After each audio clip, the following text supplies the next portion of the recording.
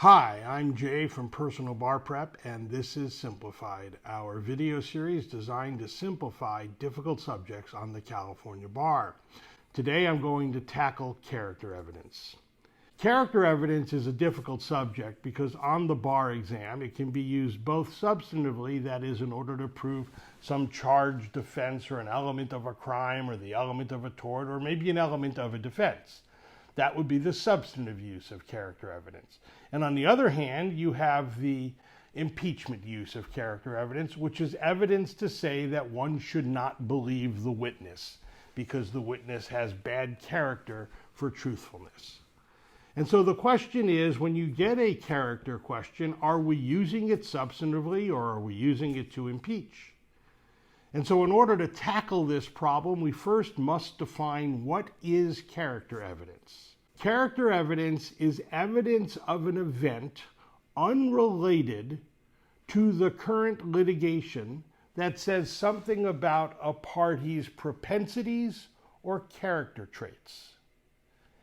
And the problem with character evidence is you cannot use character evidence to prove propensity in most situations. And so as a result, we have to figure out when we are presented with a character evidence issue, how do we resolve it? So let's first talk about what it will look like. We first need to decide, are we using it for the purpose of impeachment, or are we using it for the purpose of the substance of the case?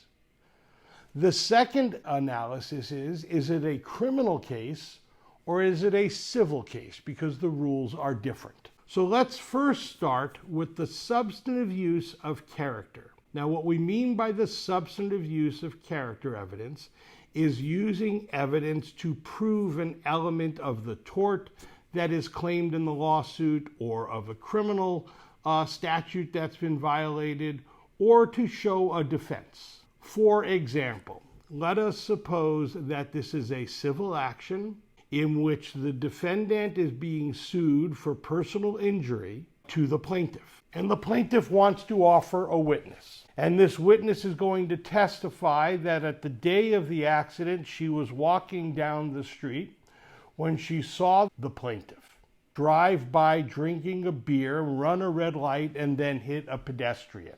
Is this character evidence or is this not character evidence? Well, the answer is it is not character evidence because this event is directly related to the current lawsuit. In other words, this witness is a percipient witness. They perceived this event, and this will go towards causation and fault. That is not character evidence, and so that's not a character evidence problem. On the other hand, if the plaintiff wants to offer a witness to say that she knows the defendant driver and the defendant driver routinely drives while drinking, that is character evidence because this event, the routine drinking while driving, is being used to show that if he did that in the past, he must have done it this time as well. That would be character evidence. And so the question is, can that evidence come in? And the answer is, it depends. Are we in a civil case or are we in a criminal case? In a civil case, the rule is very straightforward for character evidence used substantively. And that is, it can't come in. No character evidence is admissible in a civil case to prove propensity or to be used substantively unless it is directly at issue. So if, for example, the plaintiff is suing the defendant for defamation because the defendant called the plaintiff a liar, the defendant is allowed to offer evidence that the plaintiff has lied in the past in order to show that, in fact, the plaintiff is a liar. And since truth is a complete defense to defamation, then the truthfulness of the plaintiff is clearly at issue, and then character evidence would be permissible. Other than situations like that, character evidence in a civil trial is never admissible. Remember, it must be at issue.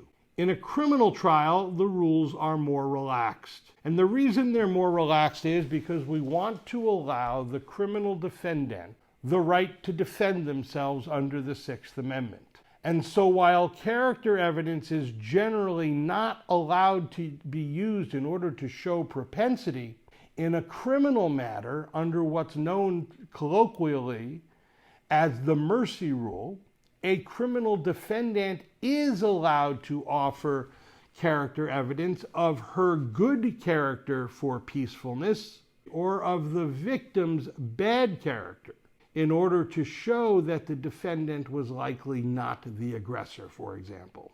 So in a murder trial, the defendant can offer evidence of the defendant's good character, and that evidence must be shown through reputation or opinion. And so the defendant can call somebody who is familiar with the defendant, who can then offer their opinion that the defendant is generally a peace-loving person, or they may testify to the defendant's reputation for being peace-loving.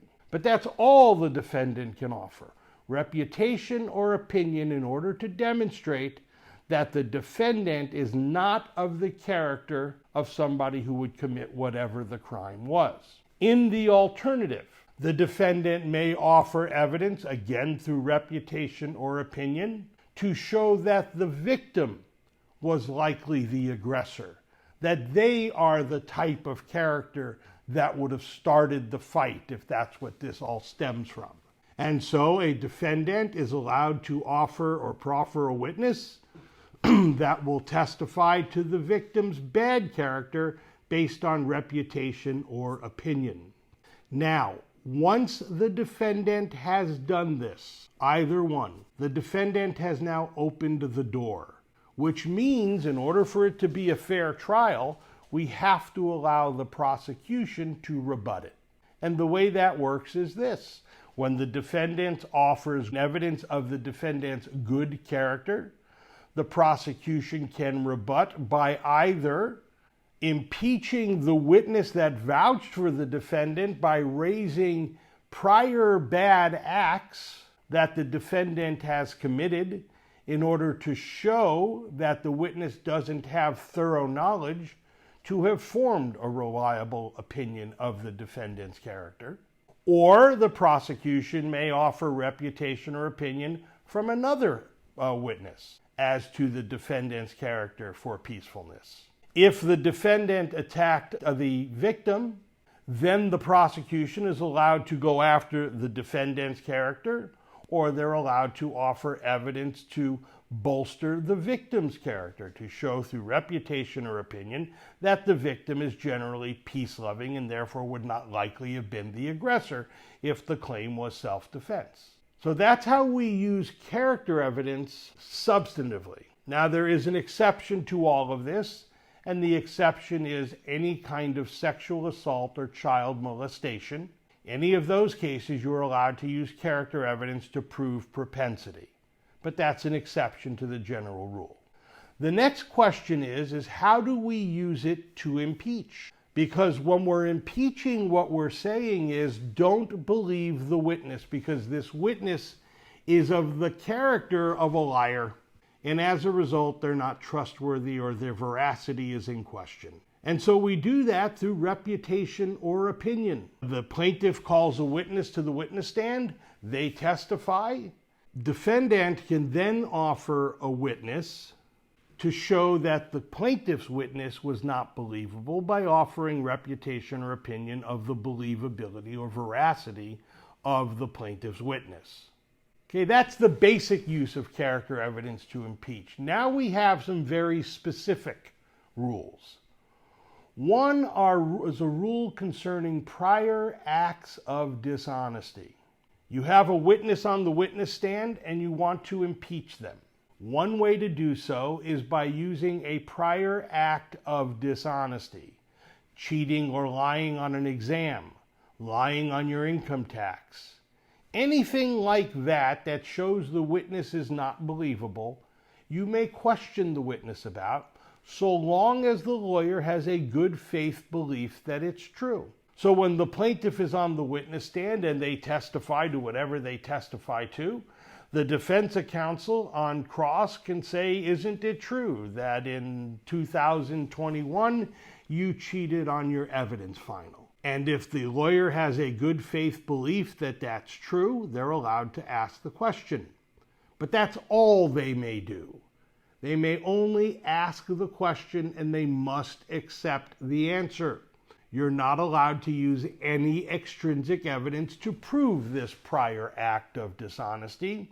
So you can't offer a transcript that says the witness had cheated, nor can you offer another party to testify and say, I saw him cheat, because that's extrinsic evidence.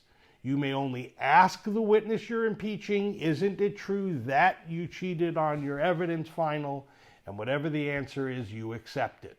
That's the first way we're going to use character evidence specifically to impeach. The second way is with prior convictions. Now, this is kind of a difficult rule, but prior convictions work like this. Any conviction for a crime of dishonesty, that would be something like fraud, bribery, embezzlement, crimes like that, whether they are felonies or misdemeanors. They are always admissible if they were committed within the last 10 years, measured either from the date of release from incarceration, if there was any, and if there's no incarceration, then from the date of judgment. The court has no discretion to keep this evidence out if the conviction was a crime of dishonesty. Now, any other felony and no other misdemeanors may be used to impeach. The mere fact that one has been convicted of a felony is sufficient to impeach them. And the way that rule works is this. Again, it must be committed within the last 10 years. The conviction must have been in the last 10 years. Number one. Number two, we have to ask ourselves, which witness are we impeaching? If we are impeaching an ordinary witness in either a criminal or a civil case, then the court has discretion to keep out the prior felony conviction, so long as the probative value is not substantially outweighed by the prejudicial effect, the court will allow it in. That changes, however, when the party we're looking to impeach is the defendant in a criminal trial. Why? Because a defendant in a criminal trial has a constitutional right to testify in their own defense. And so as a result, we want to make it difficult or more difficult to impeach them.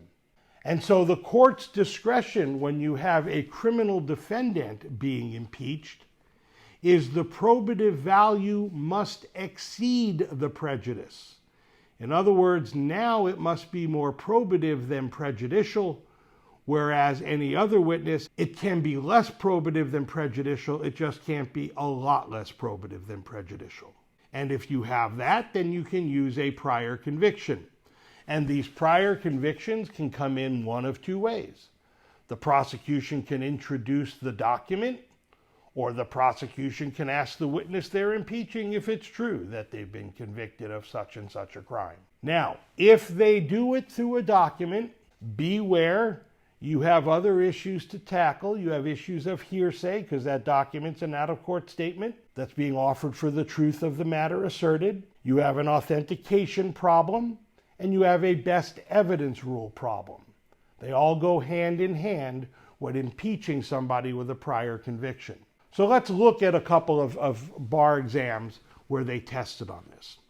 One, there's a defendant on trial for murder, and he wants to offer evidence about the victim's bad character. And so he calls a witness to the stand who says he has seen the witness start many crimes or many fights in the past. Is that the proper use of character evidence? Well, first of all, we're in a criminal trial. The next question is, are we using this for the purpose of impeachment, or are we using this substantively? And in this case, we're using it substantively in order to show that the victim was the likely aggressor. So how do you do it? Well, you can only do it through reputation or opinion. And so when the witness says that she has seen the victim start many fights in the past, that's not reputation or opinion. That's specific conduct. and that never comes in for character evidence, except with respect to sexual assault and child molestation. Now let's say that the defendant offers a witness who knows his reputation and knows him from the past, and she offers testimony that says, in her opinion, he's peace-loving.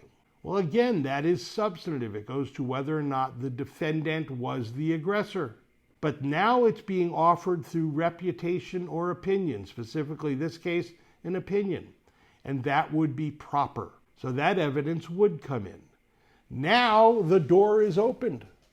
And now the prosecution can rebut by either showing that the witness is not qualified to form this opinion. For example, are you aware of the fact that the defendant beat up an old man 5 years ago? No, I'm not aware of that. Well, that goes to show she doesn't have sufficient information to form an accurate opinion. Or the prosecution can offer evidence through reputation or opinion from another witness familiar with the defendant.